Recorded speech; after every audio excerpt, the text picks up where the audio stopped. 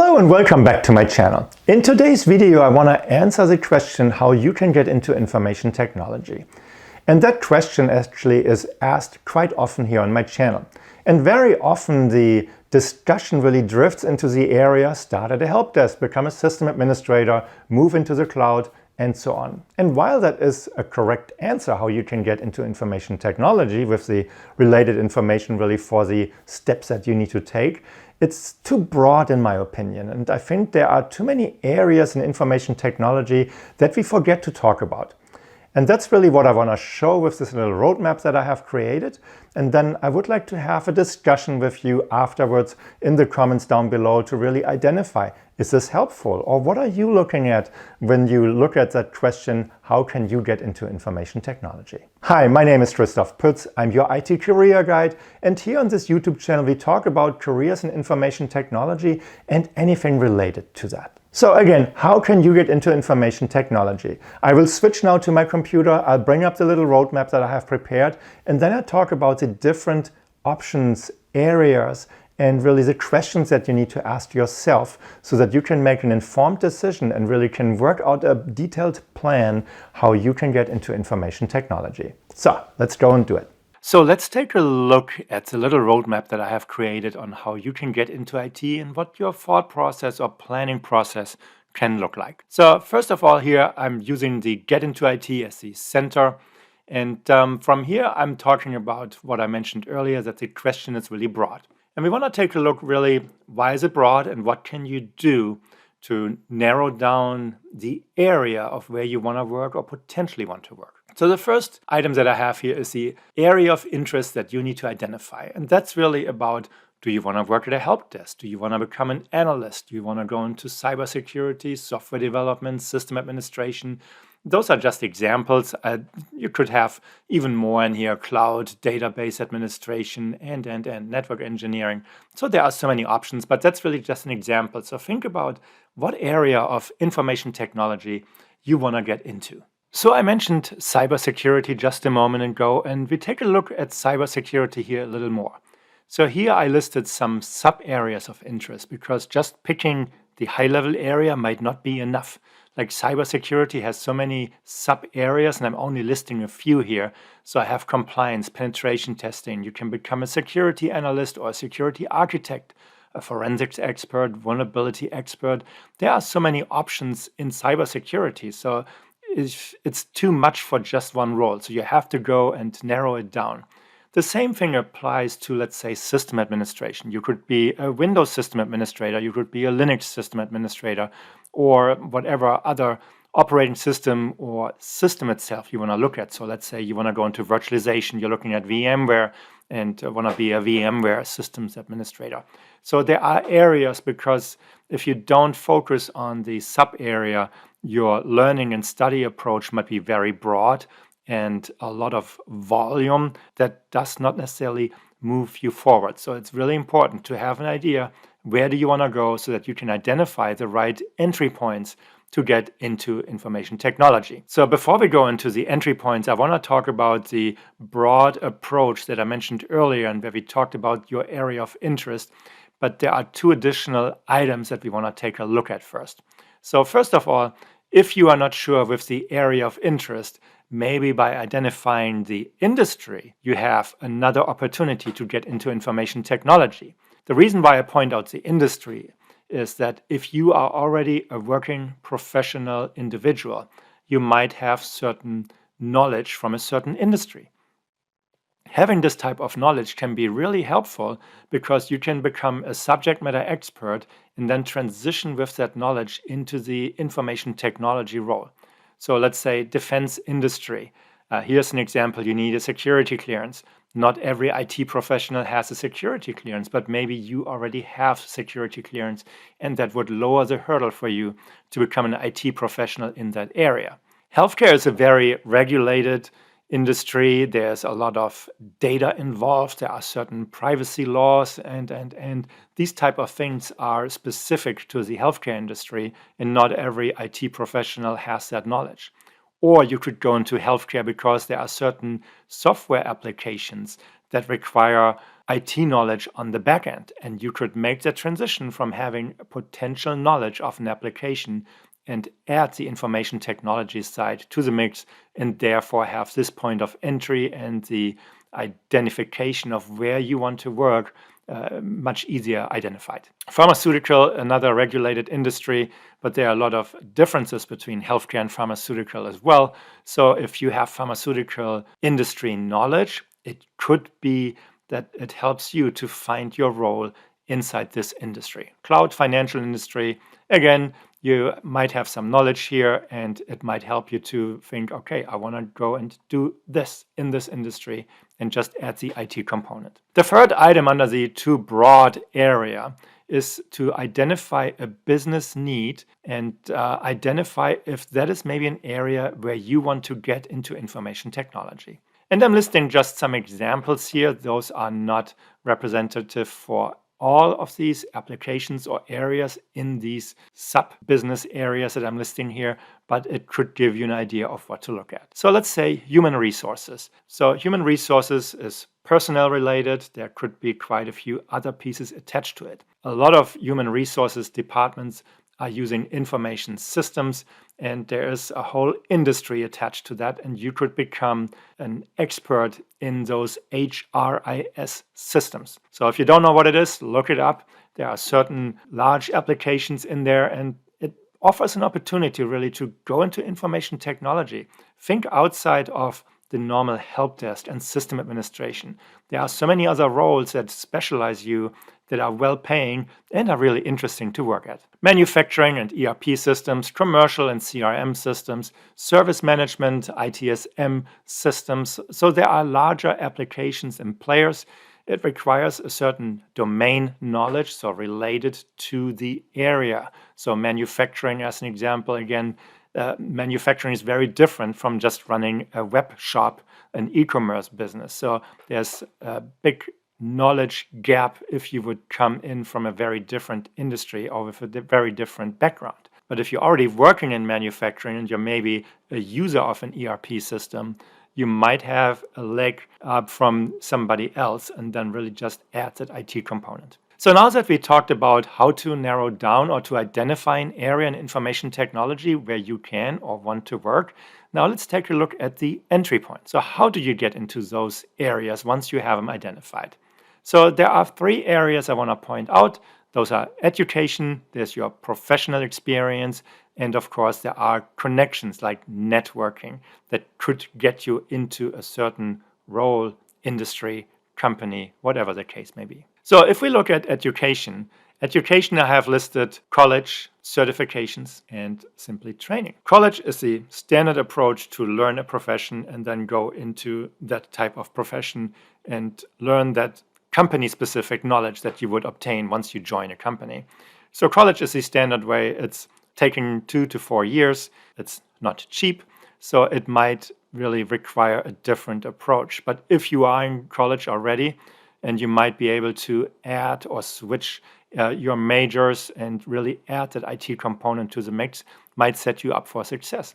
But if you're already a working professional and you have like 5 or 10 years or 15 years of professional experience and you want to switch into information technology, there are different ways to do so.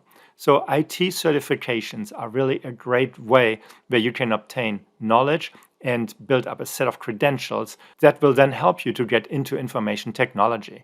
So these could be like Microsoft certifications or Amazon AWS related certifications. There are application related certifications like for SAP, ServiceNow, Salesforce, Oracle, and so on. So there's a large industry really related to providing these certifications. And of course, the vendors have certifications as well.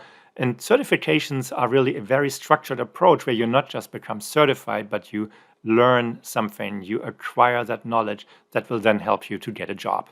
Training, of course, there are boot camps as an example. So if you want to become a software developer, a training software development bootcamp is a great way to get your feet wet and really start to experiencing what it is to work as a software developer. Some of these bootcamps, as an example, even have a placement service related to them. So you finish the bootcamp, they will place you with certain companies that are working together with the training provider. And very often that's a very good and easy way to go into a company and then really move from the bootcamp into real life scenarios to obtain your knowledge and to grow. It might not be the easiest way, it might not be the best or well-paid way to do that, but it's a really good way to obtain knowledge and then move into the professional area. Bootcamps are not only available for software development, they exist in other areas as well. So you might want to check out. Sometimes you have to combine a certification with a bootcamp and then really start working on your application process to land that very first job. Now let's talk about experience. And experience kind of relates to what I mentioned earlier related to, let's say, the business needs to identify an area where you want to work at.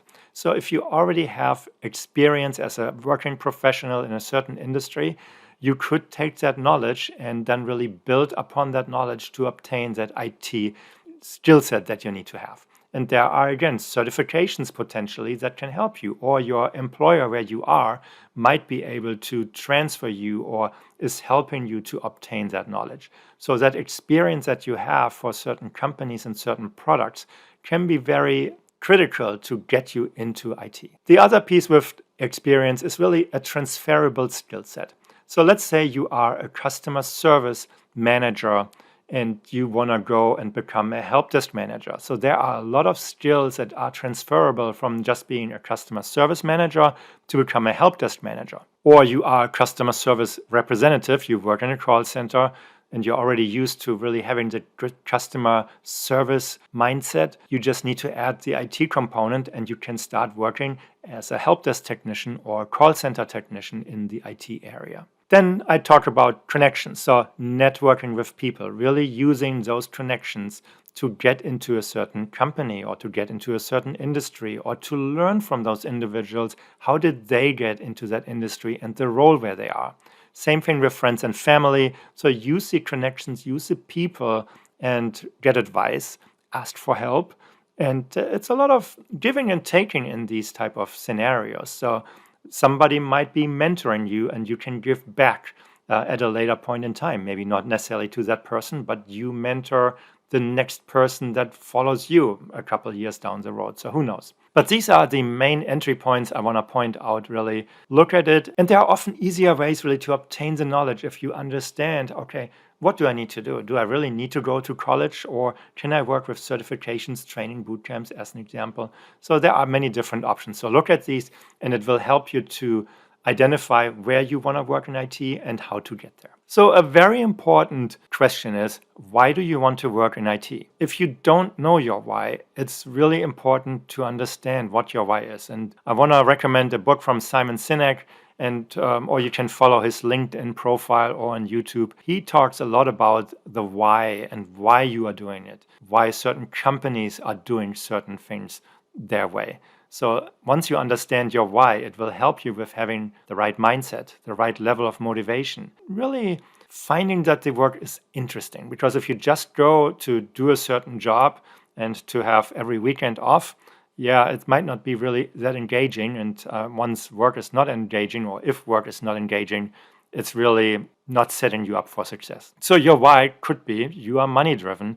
You need to have a financial security. You want to bring your kids through college. So money can be really that driving factor. And sometimes, yeah, you just follow the money. You do something for 10, 15 years. You made enough money and you move on into a profession that you much more enjoy. Another thing could be the mentality. So it's like if you have this service type of mentality and you join a service-based IT organization, it could be really that environment that sets you up for success because you meet many like-minded people. You enjoy the type of work. You like to help other people. So that type of service mentality really can be helpful to get you that right level of motivation. And then, of course, your why could be availability. So depending on where you live, so location-based, if there are no other jobs available, well, that might be a driving factor why you want to get into IT. So think about really these items and identify your why. At least think about it, because if you don't and you just get into a profession and then you realize, this doesn't interest me, it's not fun. Yeah, the money is okay, but if you're depressed from really doing work that you don't enjoy, well, it will show in your performance. So think about your why. I will put a link to Simon Sinek books into the description of this video. Please check it out. So getting into IT is not easy. There could be roadblocks. There could be hurdles that you need to overcome. And I want to talk about age as an example. You may feel that with the age of 40 or 45, you're too old to make a career change to get into information technology. Well, let me tell you, age is just a number in a certain way. So I think until 50, going towards 55, age shouldn't be a reason why you don't get into information technology. Yes, the older you get, it gets more difficult. But age also brings that you have a certain level of professional experience, and that might help you really to land that very first job in IT. But age can be really a problem where people think you're too old. So you need to prove them otherwise that you are not too old. Can you make career changes at the age of 30, 35, 40, 45, 50? Absolutely. Your motivation is important, and that you really make the right priorities to then be successful. Other roadblocks could be location. I mentioned the availability earlier, and if there are no jobs in your location, that is a critical issue. So you might find an IT job that works remotely, but that also requires that you can work independently and that you can prove that you can work remotely. And that is a critical piece during the interview process. There could be personal reasons. So maybe you have like a family situation where it's just like, no, you have to take care of kids. You have to spend a lot of time driving to and from daycare and so on. A personal life can really be an issue. And I don't want to say, okay, you need to change your personal life, but you need to think about, is your personal situation supporting this effort, or are there things that you need to change first before you can really focus on getting into information technology? Other roadblocks then could be really of financial nature. So if you have to go to a boot camp, or you have to buy books and training classes to go to certifications or to go to college, well, that costs money. If you are at the brink of bankruptcy, that might be very difficult and you have to be more creative. I'm not saying it's a complete roadblock, but you have to think about how can you obtain that knowledge? How can you pay for the certification exams if that is the route that you're taking? Same thing with if you make the change from a different career and you start new as a newcomer to a new industry or to a new role, very often you will make less money than before. So can you survive with less money for a certain amount of time? Or do you need to build up your savings first before you make that move into information technology? So think about these roadblocks. This is not a complete list, but I want you to really think about the role in IT strategically. So really identify, what do you want to do? Where do you want to go? Which industry potentially? Why you want to work in IT overall? And then what could get into the way that slows you down or completely prohibits you from getting into information technology? So what do you think? Is this little roadmap that I just showed you helpful? Are the questions really giving you more clarity, or identify areas where you need to do some more research before you make that decision to get into information technology? So please leave a comment down below. I would like to hear from you. Also, if you have other questions that I might have missed. So I hope you enjoyed this video. If you did, please give it a thumbs up. If you have not subscribed to my channel, please do so as well. And then I hope to see you in my next video. Thank you for watching and have a great day. Bye-bye.